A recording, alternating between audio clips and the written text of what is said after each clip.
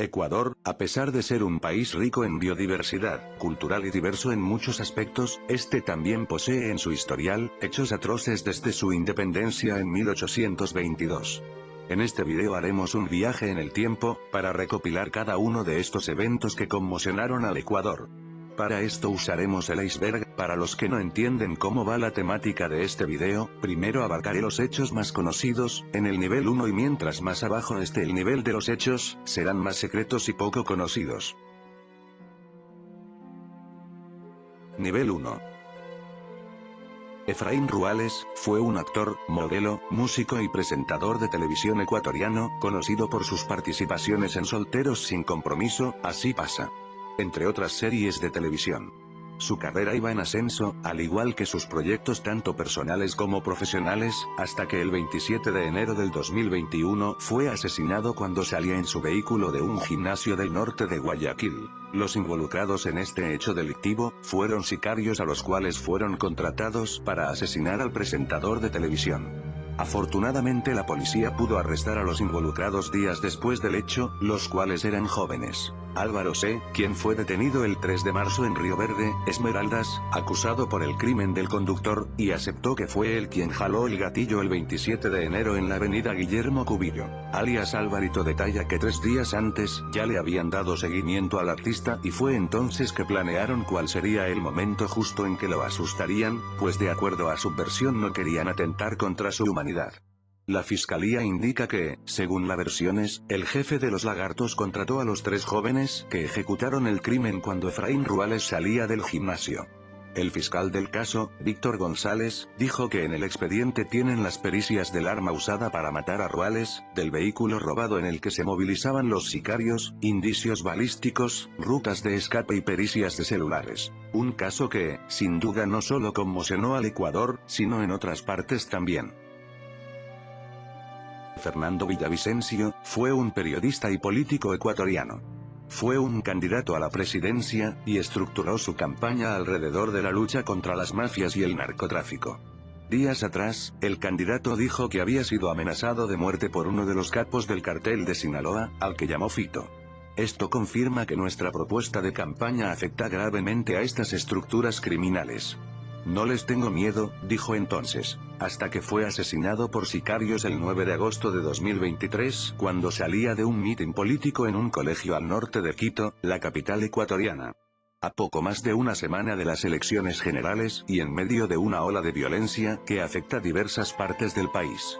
El político de 59 años no figuraba entre los favoritos, con un escaso 10% de las preferencias, aunque era una figura reconocida por haber denunciado en el pasado diversos casos de presunta corrupción gubernamental.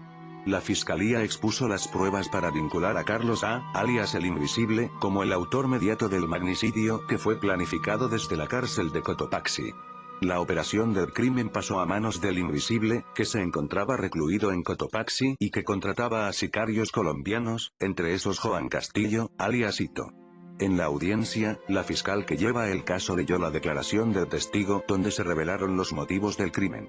Según el testigo, el crimen contra el político permitía a este grupo delictivo subir de grado, lo que les daba acceso al manejo de cárceles, rebaja de penas y la salida de la prisión de algunos de ellos, y que para eso ya tenían comprados a algunos abogados y funcionarios de la fiscalía en Quito. Sin duda un caso donde queda expuesta la corrupción dentro y fuera de las cárceles y en la asamblea.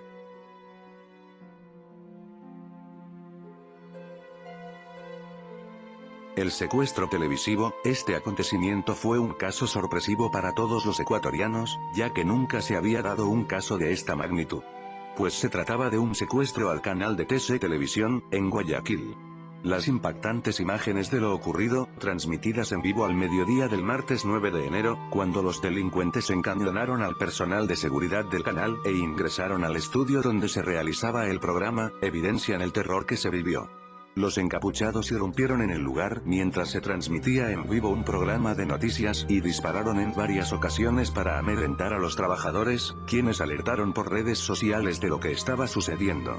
Los asaltantes exigieron a los periodistas que enviaran un video al presidente de Ecuador, Daniel Noboa, pidiéndole que no autorizara el ingreso de la policía en las instalaciones del canal, cosa que finalmente no sucedió.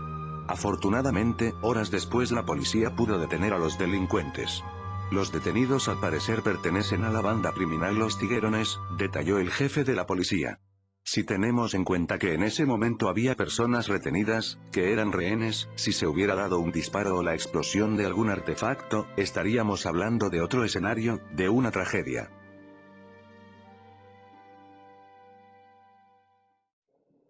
Nivel 2. Los hermanos Restrepo. Se trata de la desaparición de dos hermanos, el cual ocurrió el 8 de enero de 1988, Carlos Santiago de 17 años y Pedro Andrés Restrepo de 14 años. Santiago y Andrés iban en su auto camino del aeropuerto de Quito para decirle adiós a un amigo. Se cree que unos policías les detuvieron para inspeccionarles, pero no está claro qué pasó después.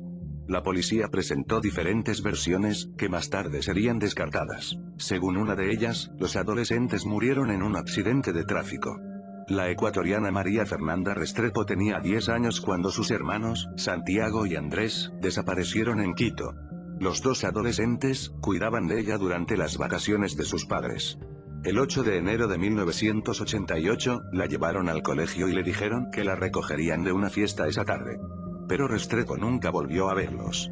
Hugo España Torres, exagente del Servicio de Investigación Criminal o SIC-10, declaró que los menores fueron detenidos arbitrariamente por la Policía Nacional esa mañana, y que luego fueron trasladados a los calabozos del SIC-10 en el centro de Quito. Según su testimonio, estos menores fueron torturados durante varios días. También aseguró que Carlos Santiago Restrepo Arismendi murió como consecuencia de las torturas que sufrió. Varios miembros de la policía le habrían atado una bolsa de plástico con gas lacrimógeno en la cabeza y luego golpeado con fuerza en la boca del estómago, ahogándolo y matándolo. Según España, esto empeoró el asma del adolescente, advertida tempranamente por sus verdugos. El segundo menor, Pedro Andrés Restrepo Arismendi, fue asesinado unos días después en manos de los agentes del SIC-10 con la intención de eliminar al único testigo del crimen. Ambos cuerpos luego habrían sido arrojados a la laguna de Yambo en la provincia de Cotopaxi, a 130 kilómetros al sur de Quito, donde podría haber quedado engullidos por los profundos sedimentos. España cuenta en su testimonio que, en la misma noche del 11 de enero de 1988, otros dos agentes y él viajaron en el auto asignado al coronel Trajano Barrio Nuevo, llevando dos bolsas negras a la laguna de Yambo, donde abrieron las bolsas y las llenaron de piedras y arena. España asegura que dentro de los sacos pudo mirar cadáveres humanos que fueron arrojados en el lugar ordenado por Llerena. Debido al diálogo entre Llerena y el cabo Víctor Camilo Vadillo, España concluyó que los cuerpos pertenecían a los hermanos Restrepo. El conflicto se resolvió de manera amistosa. Ecuador reconoció su responsabilidad en el caso de la desaparición de los hermanos Restrepo y prometió pagar $2 millones como indemnización, así como se comprometió a encontrar los cuerpos de los niños desaparecidos. La hija menor de la familia, María Fernanda Restrepo, produjo un documental llamado Con mi corazón en Yambo, donde cuenta la tragedia familiar que vivieron por la pérdida de sus dos hermanos. Jaime Roldós Aguilera. Fue un abogado y político ecuatoriano. Ejerció como presidente de la República del Ecuador desde el 10 de agosto de 1979, hasta su muerte, el 24 de mayo de 1981. Este caso es muy especial, ya que se trata de la muerte de un expresidente de la República, algo que no pasaba en Ecuador desde el homicidio del Eloy Alfaro. Pero en este caso fue algo desafortunado que ocurrió. Fue una pérdida grande para Ecuador, ya que el país pasaba por momentos de crisis, y Roldós retomó la democracia para el país. Murió en un aparatoso accidente de avión con su esposa Marta Bucaram. Descrito por Gabriel García Márquez como un presidente de corazón generoso, Roldós había buscado el liderazgo democrático de un continente sometido al poder de brutales dictaduras militares. Alrededor de la muerte de Roldós se han desarrollado varias investigaciones. Una, en 1981, efectuada por la Junta de Investigación de Accidentes, JIA, de la Fuerza Aérea. Luego, el mismo año, otra de la Fuerza Aérea de Estados Unidos, USAF. Y dos más del desaparecido Congreso Nacional, en 1982 y 1991. El exdiputado Víctor Granda, quien lideró ese trabajo, explicó en 2011 que la comisión concluyó que la tesis del accidente como hecho fortuito era poco creíble y planteó que, si bien no había pruebas, la muerte de Roldós pudo ser consecuencia de un atentado en el que confluyeron intereses internos y externos. En mayo del 2015 el entonces ministro de Defensa, Fernando Cordero, anunció que se había logrado determinar que el avión presidencial accidentado fue adquirido sin caja negra y que, por tanto, nunca se lograrán determinar las conversaciones previas al percance. En su último discurso quedaría registrada su más icónica frase para la historia ecuatoriana, en donde pronunció lo siguiente: Este Ecuador amazónico, desde siempre y hasta siempre. ¡Viva la patria!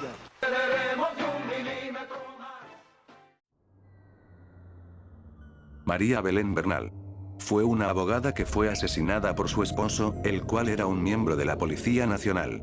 Este caso conmocionó al Ecuador, ya que se trataba de un caso único en donde un miembro de la policía estaba involucrado en un crimen siniestro. Se sabe que María Belén Bernal ingresó a la Escuela de la Policía Nacional a la 1:14 de la mañana del 11 de septiembre, donde fue asesinada por su esposo César Cáceres, servidor policial en funciones, quien fue detenido, interrogado y posteriormente liberado, a pesar de haber confesado su crimen. El asesino huyó del país en días posteriores sin que las autoridades nacionales puedan detenerlo. Según versiones, Germán Cáceres llevó el cuerpo de su esposa a la montaña y lo abandonó, en el lugar donde fue encontrada 11 días después. Luego de ello regresó a la escuela de policía a continuar con su labor. La primera en denunciar la desaparición de Bernal fue su madre, quien desde entonces inició una campaña para encontrar a su hija, además de denunciar la supuesta negligencia de parte de las autoridades. Guillermo Lasso, el expresidente de ese entonces, llegó a ofrecer una recompensa para quien ofreciera información que permitiera ubicar a Cáceres, y ordenó reforzar el operativo de búsqueda para resolver un caso que sembró dudas sobre la actuación de la policía y volvió a poner el foco en la violencia contra las mujeres. Bernal había llevado también casos de agresión sexual, violencia de género, defensa a policías, pensiones de alimentos y otros, según señala el diario ecuatoriano El Universo. Y era consciente de que su labor como penalista le había ganado enemigos. De hecho, a pocos días de su desaparición, mediante una publicación en la red social TikTok, había dado 2 nombres a los que responsabilizaba de antemano si algo le llegaba a pasar.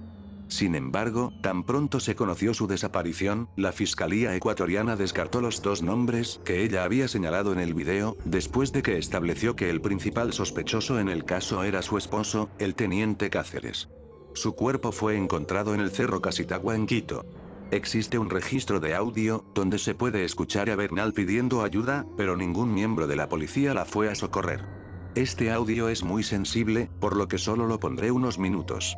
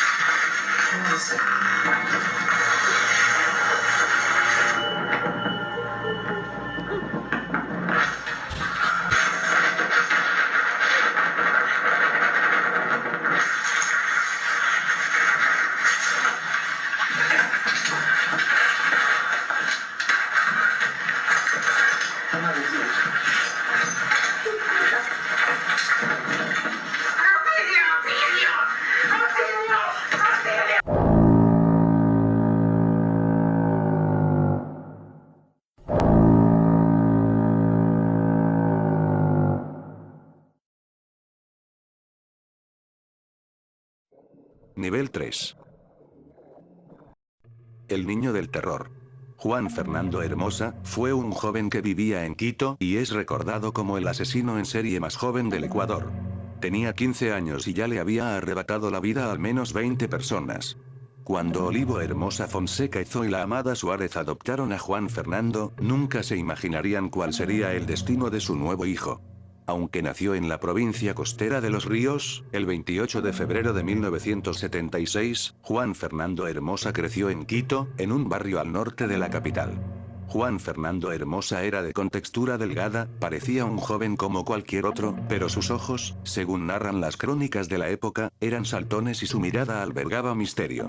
Cuando Hermosa llegó a la adolescencia, empezó a frecuentar bares, discotecas y salas de juegos electrónicos. Tenía una pandilla formada por 10 adolescentes de su misma edad, que lo acompañaban en sus andanzas, en donde él tenía el rol de líder. El 22 de noviembre de 1991, Hermosa y sus amigos salían ese día de una discoteca ubicada cerca al puente del Guambra, una de las arterias viales más importantes y transitadas de la ciudad. Los jóvenes caminaron hacia la avenida 10 de agosto y detuvieron a un taxi marca San Remo. Una vez iniciado el trayecto en el taxi, Hermosa sacó una pistola de 9 milímetros y le disparó al conductor en la cabeza. El taxista murió al instante. Con el hombre muerto en su propio taxi, uno de los jóvenes condujo hacia el sur-oriente de la ciudad, donde arrojaron el cuerpo del taxista a una guardarraya, nombre que en Ecuador se le da a los caminos estrechos que están junto al sendero principal. En un operativo policial, 5 jóvenes que robaban en el centro de la ciudad fueron detenidos. Uno de ellos, Tomás Angulo, por las presiones y amenazas de la policía decidió delatar al niño del terror. La información de Angulo permitió que el mayor de policía Fausto Terán junto a un escuadrón llegaran hasta la casa de Hermosa. Era el 9 de enero de 1992.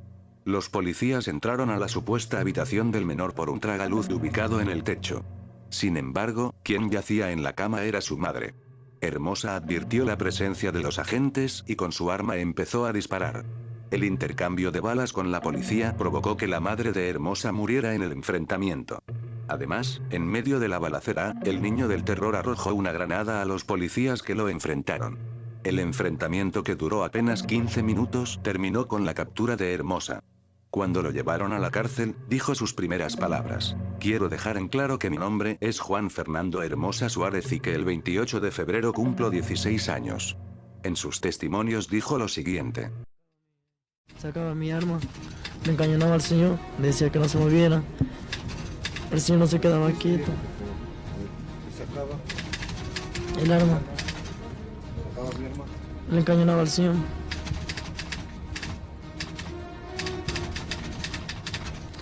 Le decía que no se moviera, que no le iba a pasar nada.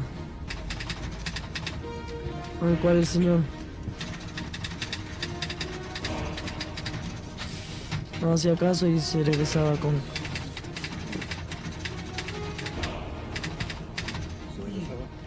Una ocasión fue con unas llaves de rueda. Otra ocasión fue con una cartuchera. Otra ocasión con una arma de fuego, un revólver 22.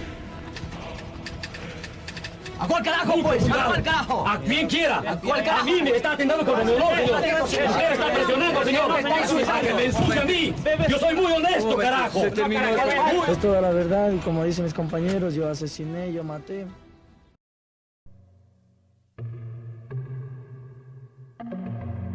Ya en prisión, Hermosa se había convertido nuevamente en líder. Apenas habían pasado 16 meses cuando Hermosa se fugó junto a 10 adolescentes más. A pesar de que viajó a Colombia, fue capturado nuevamente y tuvo que completar su sentencia. Recobró la libertad en 1996. Hermosa dejó la capital y viajó a Sucumbíos, en la Amazonía ecuatoriana, para vivir con su padre. En poco tiempo, Hermosa fue asesinado. Su cuerpo fue hallado a orillas de un río. Su rostro era irreconocible, según relatan las noticias de aquel entonces. Su cuerpo mostraba orificios de bala, tenía cortes en la espalda y sus manos estaban atadas con alambre. Su cuerpo fue encontrado el 28 de febrero de 1996, el mismo día en el que habría cumplido 20 años.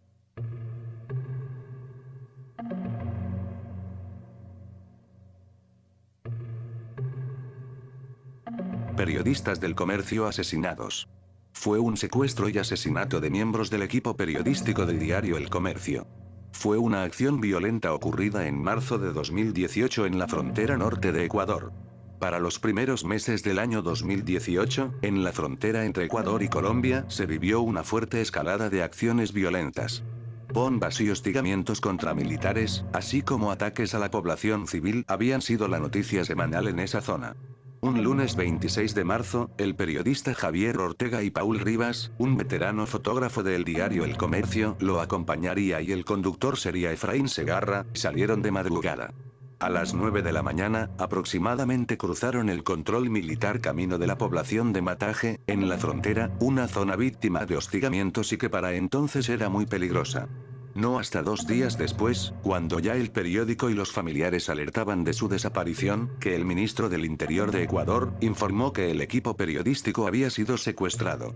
Lo supo por el chat secreto entre el mayor Alejandro Zaldumbide, de acuerdo el medio GK, con las disidencias de las FARC, que le envió una fotografía de los comunicadores y el conductor, el 26 de marzo, con la amenaza de que si no recibía respuesta, desaparecerán esos señores. El gobierno ecuatoriano había recibido información de la liberación y que podrían alcanzar ese punto en las próximas horas, pero tras 5 horas de espera no hubo ninguna señal. Sin embargo, negaron acciones para liberar al equipo periodístico. El 3 de abril, se conoció una prueba de supervivencia de los periodistas, como también de una violencia que se esperaba haber quedado atrás. Los 3 se veían demacrados por la situación a la que habían sido sometidos, con una cadena y candados que los unía por el cuello. A pesar de que estas imágenes evidenciaban la angustia y las difíciles condiciones en las que los captores tenían a los periodistas, ninguno de los gobiernos emprendió acciones humanitarias efectivas para su liberación, señaló la FLIP. Fue sino hasta 10 días después de esa prueba, que el expresidente Lenín Moreno confirmó el asesinato de los 3 periodistas. Un caso en donde se presencia la brutalidad y violencia que se vive en las fronteras de Ecuador y Colombia.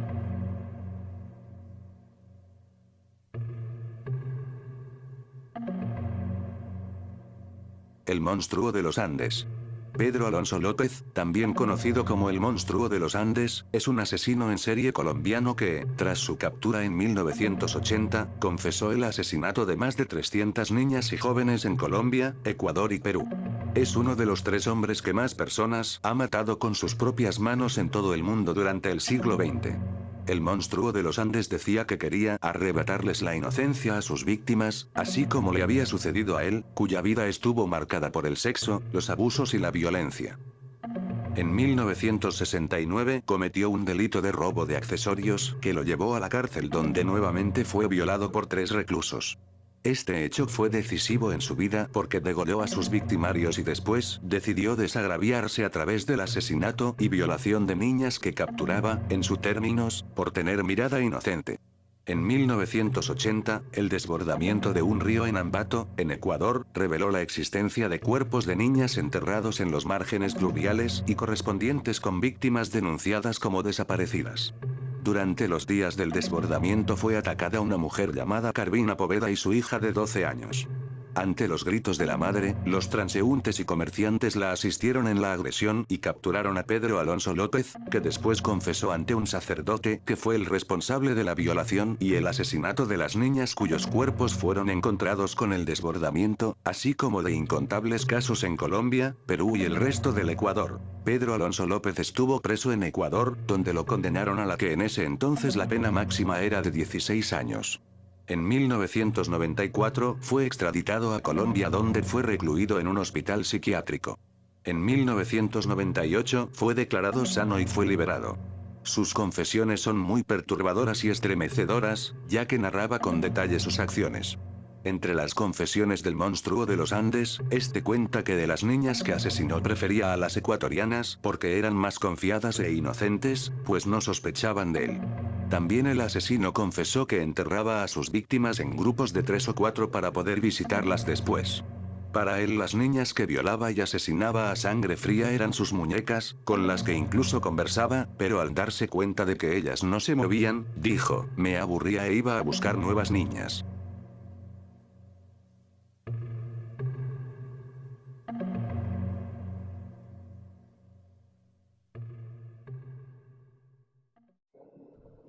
Nivel 4.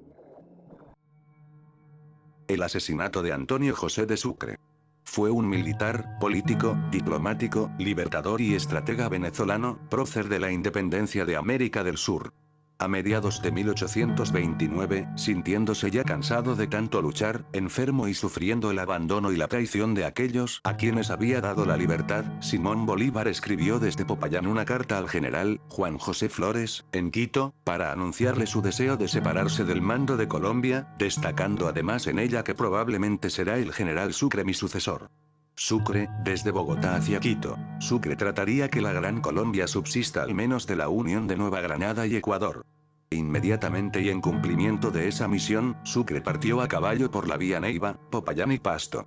Durante su peligroso viaje el mariscal de Ayacucho sufrió una serie de atentados. Uno de ellos en Neiva, cuando al cruzar el río Magdalena manos criminales intentaron volcar la canoa en que viajaba. Sus amigos de Popayán le insistieron para que cambie la ruta del viaje o al menos acepte una escolta para que lo acompañe, pero Sucre, ansioso por llegar a Quito, para cumplir con su misión y poder encontrarse con su esposa y con su pequeña hija, a quienes no veía desde hacía 8 meses, desechó todo tipo de seguridades y continuó apresuradamente su viaje. Los asesinos, que habían seguido y controlado todos sus pasos desde que inició su viaje, y conocían todas las jornadas, habían escogido el lugar donde cometerían el crimen, por lo que se adelantaron y tomaron ventajosa posición en espera de su víctima. El 4 de junio de 1830, Sucre y su comitiva, cabalgaban confiados por un sendero quebradizo, angosto y oscuro, rodeado de bosques.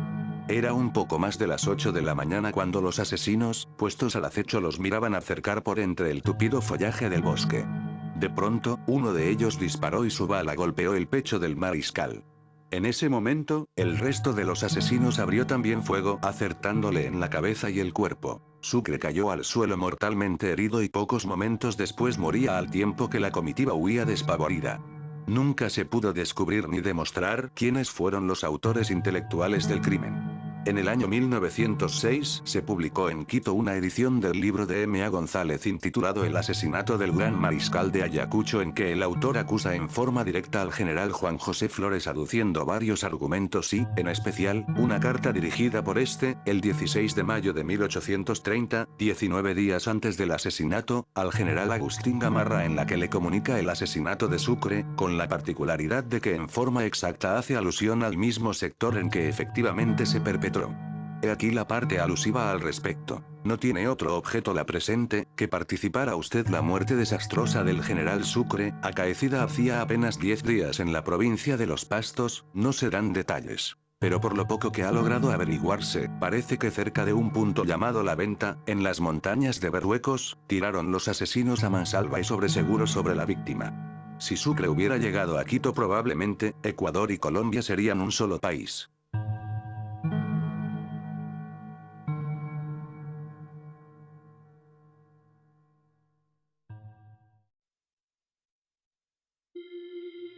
El asesinato del expresidente Eloy Alfaro. Se le llamaba el viejo luchador porque empleó 30 años de su vida para luchar contra el conservadurismo ecuatoriano. Afirmaba que la libertad no se implora de rodillas, se conquista en los campos de batalla. Gobernó el Ecuador en 2 períodos, 1897, 1901 y 1906, 1911, época que pasó a la historia como Revolución Liberal. A Eloy Alfaro lo traicionan y lo matan en un modo grotesco y aún hoy desgarrador. Con un engaño, en el ferrocarril que él mismo había dado la orden de construir, desde Guayaquil lo transfieren hasta Quito, donde viene encarcelado con un grupo de sus generales. Ya encerrado en la cárcel, un militar le dispara un tiro en la frente, muriendo a los 69 años después de haber luchado por 30 años sus ideas liberalistas radicales. Enseguida su cuerpo, como a su vez los cuerpos de sus compañeros que también fueron asesinados, había una multitud enardecida como trofeo, el cuerpo de Alfaro. Fueron arrastrados por las calles empedradas de Quito hasta una localidad en las afueras de la capital ecuatoriana llamada El Ejido. Allí alguien enciende una hoguera, mientras su cuerpo destrozado era quemado. Aquel auto de fe del 28 de enero del 1912, momento en el cual el cuerpo destrozado de Eloy Alfaro junto con los de algunos de sus generales son echados a las llamas. El último pensamiento de Eloy Alfaro antes de ser asesinado fue: nada soy, nada valgo, nada pretendo, todo para vosotros que sois el pueblo y que tenéis el derecho de ser libres. El escritor ecuatoriano Alfredo Pareja Díez Canseco le llamó La Hoguera Bárbara, nombre que utilizó como título para el libro que escribió y donde cuenta la vida de Eloy Alfaro.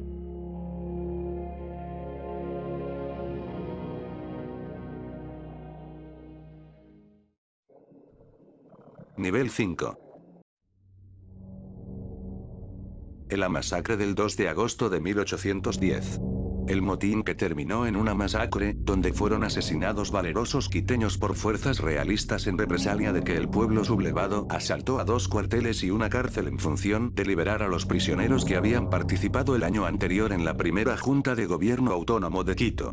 Fue una revuelta ciudadana en la ciudad capital, en la que un grupo de patriotas asaltaron el Real Cuartel de Lima, de Quito, con la intención de liberar a los próceres que habían participado el año anterior en la primera Junta de Gobierno Autónoma de Quito. El pueblo quiteño asaltó 2 cuarteles y una cárcel, pero las autoridades realistas respondieron ejecutando a los presos. Luego, la lucha se extendió a las calles de la ciudad. Entre 200 y 300 personas, el 1% de la población de entonces, perdió la vida en la refriega. La matanza, ordenada por el gobernador realista, Conde Ruiz de Castilla como represalia, tuvo amplia repercusión en toda la América hispana, como un acto de barbarie y justificación de la guerra a muerte decretada por el libertador Simón Bolívar. Los realistas ejecutaron a los 5 presos que decidieron no escapar y emprendieron a balazos contra los sublevados en las calles. La masacre se saldó con entre 200 y 300 rebeldes muertos, casi el 1% de la población de Quito, mientras que los realistas confirmaron unas 200 bajas de sus soldados.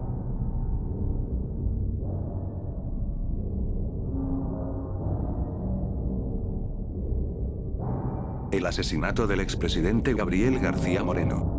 García Moreno fue asesinado por conspiradores liberales el 6 de agosto de 1875, después de haber dominado la política ecuatoriana desde 1860. Un puñado de asesinos sorprendió al caudillo en la entrada del Palacio Nacional en Quito, y le propinaron sucesivos golpes de machete y disparos de revólver.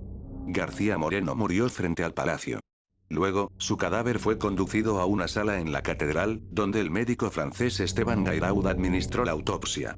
Un fotógrafo y pintor llamado Pérez Pinto tomó varios retratos del expresidente tendido en la plaza principal ante el palacio y en el examen post-mortem. La autopsia resaltó no solo el estado mutilado del cadáver, sino el hecho de que García Moreno portaba varias insignias religiosas. Luego, el cadáver del presidente fue expuesto en la catedral con uniforme militar de gala, sombrero de plumas y rodeado de una guardia de honor. La exhibición del cadáver y su captura fotográfica eran producto del género del retrato mortuorio. En estas fotografías, García Moreno fue presentado como un Miles Christi, soldado de Cristo, como lo definió una de las oraciones fúnebres en las exequias. El sacerdote Vicente Cuesta subrayó en su alocución la condición de mártir de García Moreno, acreedor de la corona de martirio por haber sido el campeón de la nación y del santuario.